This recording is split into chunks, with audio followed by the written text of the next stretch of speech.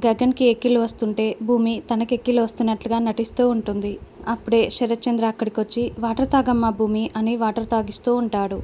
"అదేంటి వాటర్ తాగినా కూడా వెక్కిళ్ళు తగ్గలేదే, ఉండమ్మా భూమి షుగర్ తీసుకొస్తానని" శరత్చంద్ర వెళ్ళగానే భూమి గగన్‌కి వాటర్ తాగమని ఇస్తుంది.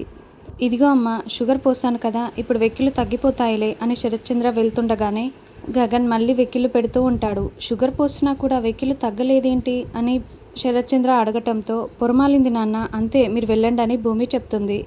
"అలాగే జాగ్రత్తమ్మ, రెస్ట్ తీసుకో" అని చెప్పి శరత్చంద్ర వెళ్తాడు. ఇక శరత్చంద్ర వెళ్ళిపోగానే "ఏంటి ఇలా చేస్తున్నావని" భూమి టెన్షన్ పడుతూ ఉంటుంది. ఇంకోవైపు ఇందు జోల కట్టుకొని "అమ్మ కొంచెం దానం చేయండమ్మా, చాలా ఆకలిగా ఉందమ్మా" అని భిక్షాటన చేస్తూ ఉంటుంది. "చూడటానికి బానే ఉన్నావు కదా, ఏదైనా పని చేసుకు బ్రతకొచ్చు కదా, ఇలా అడుక్కు తినటానికి సిగ్గులేదా, పో పో" అంటూ అందరూ చీకొడుతూ ఉంటారు. ఉదయం నుండి తిరిగి తిరిగి చాలా దాహంగా ఉంది, కనీసం మంచినీళ్ళైనా ఇవ్వండి, తల తిరుగుతుందని ఇందు ఏడుస్తూ వేడుకుంటూ ఉంటుంది. అప్పుడే కారులో అటుగా వెళ్తున్న శారద ఇందును చూసి చాలా బాధపడుతూ "ఇందు" అని పిలవగానే "పెద్దమ్మ" అంటూ ఇందు శారదని హగ్ చేసుకుని ఏడుస్తూ ఉంటుంది. "ఏమైంది ఇందు, ఎందుకిలా చేస్తున్నావని" శారద అడగటంతో "నాకు పిల్లలు పుట్టడం లేదని 21 రోజులు ఇలా భిక్షాటన చేస్తూ కడుపు నింపుకుంటే నా కడుపు పండుతుందంట పెద్దమ్మ, అందుకే ఇలా చేస్తానని" ఇందు చెప్తుంది. "ఈ మాటలు చెప్పిన ఆ సన్నాసులెవరు" అని శారద కోపంగా అడుగుతూ ఉంటే "ఇంకెవరు, మా అత్తయ్య వాళ్ళే" అని ఇందు చెప్తుంది.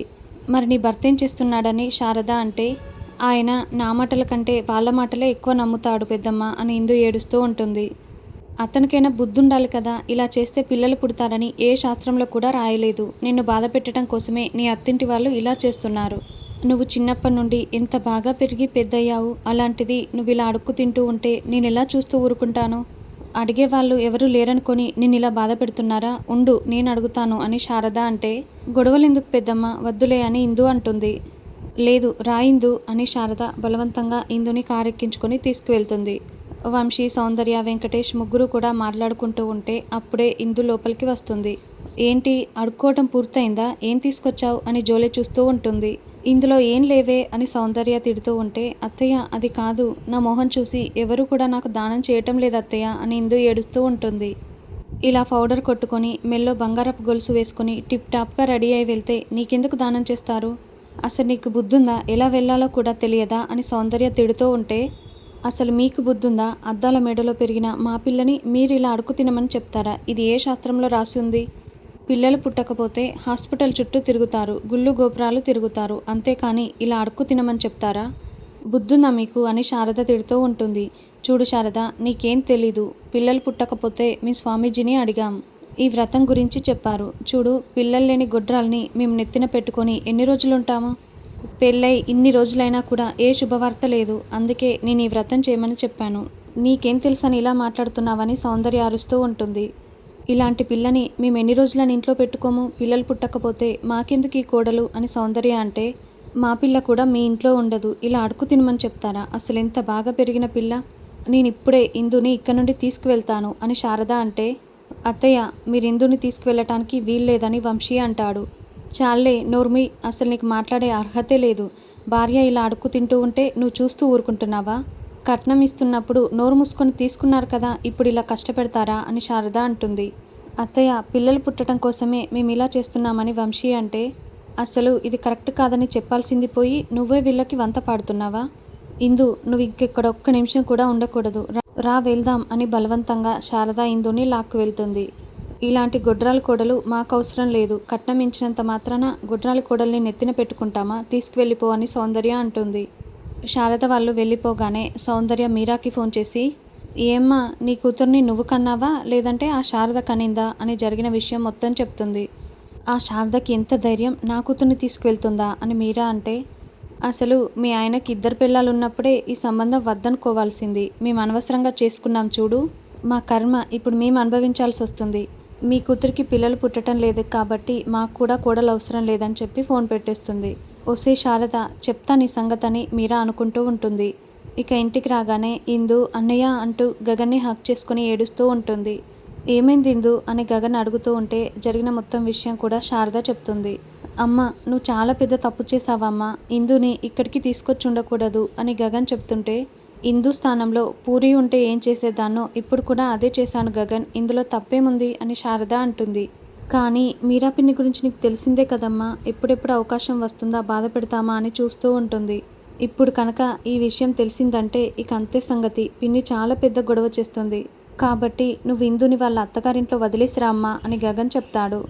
లేదన్నయ్య, నేను ఆ ఇంటికి వెళ్ళను కాక వెళ్ళను. నీకు బరువైతే చెప్పు, ఎక్కడికైనా వెళ్ళిపోతానని ఇందు అంటుంది. అది కాదు ఇందు, నిన్ను మీ ఇంటి నుంచి తీసుకొచ్చుంటే నేను బాధపడేవాణ్ణి కాదు.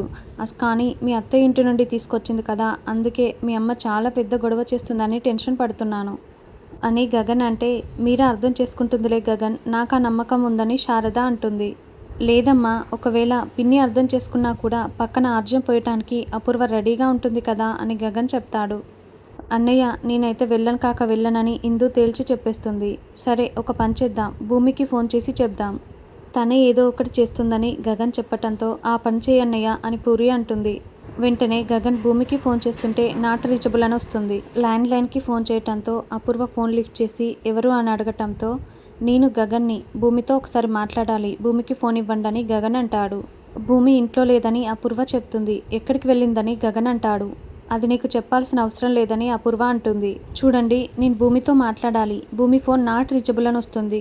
భూమి ఇంట్లో ఉంటే భూమికి ఒకసారి ఫోన్ ఇవ్వండి అని గగన్ అడుగుతూ ఉంటే, భూమి సూర్యని కలవటం కోసం సూర్య వాళ్ళ ఇంటికి వెళ్ళింది, ఇక నువ్వు భూమిని మర్చిపోతే బాగుంటుంది అని అపూర్వ అంటే, ఏమైందని గగన్ అంటాడు. అవన్నీ నీకు చెప్పాల్సిన అవసరం లేదు, భూమిని మర్చిపో అంటూ అపూర్వ ఫోన్ పెట్టేస్తుంది.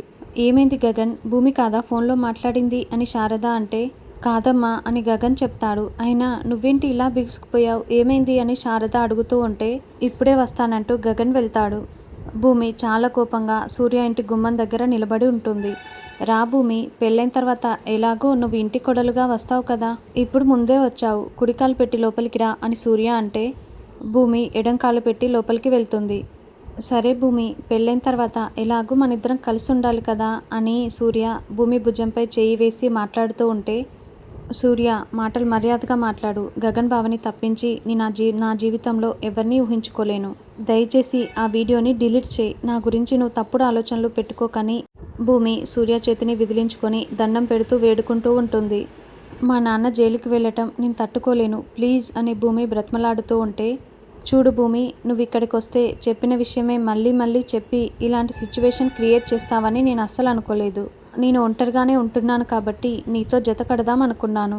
భర్త లేని ఈ లోకం నిన్నెలా చూస్తుందో నీకు కూడా బాగా తెలుసు కదా, అందుకే నిన్ను పెళ్లి చేసుకుని నీకు లైఫ్ ఇద్దాం అనుకున్నాను అని సూర్య చెప్తుంటే, ఏయ్ ఏం చేస్తున్నావు, డోర్ ఎందుకు గడియ పెట్టావు, దక్కించుకున్నవాడు మొగాడు కాదు, మా బావ నన్ను గెలుచుకున్నాడు, గెలిచిన వాడే మొగాడు, నా మనసులో ఎప్పటికీ మా బావదే స్థానం ఉంటుంది, కాబట్టి దయచేసి అర్థం చేసుకొని ఆ వీడియోని డిలీట్ చేయని భూమి వేడుకుంటూ ఉంటుంది.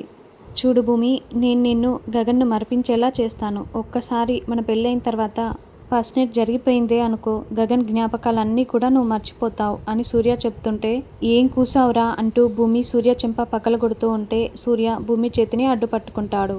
రేయ్, మా గగన్ బావని ఆకాశంలో మేఘం అనుకుంటున్నావారా మర్చిపోలే చేయటానికి, ఆకాశమే మా గగన్ బావరా అని భూమి వార్నింగ్ ఇస్తుంటే, ఇక సూర్య భూమి చేతిని బలవంతంగా పట్టుకొని బలాత్కారం చేయడానికి ప్రయత్నిస్తూ ఉంటాడు.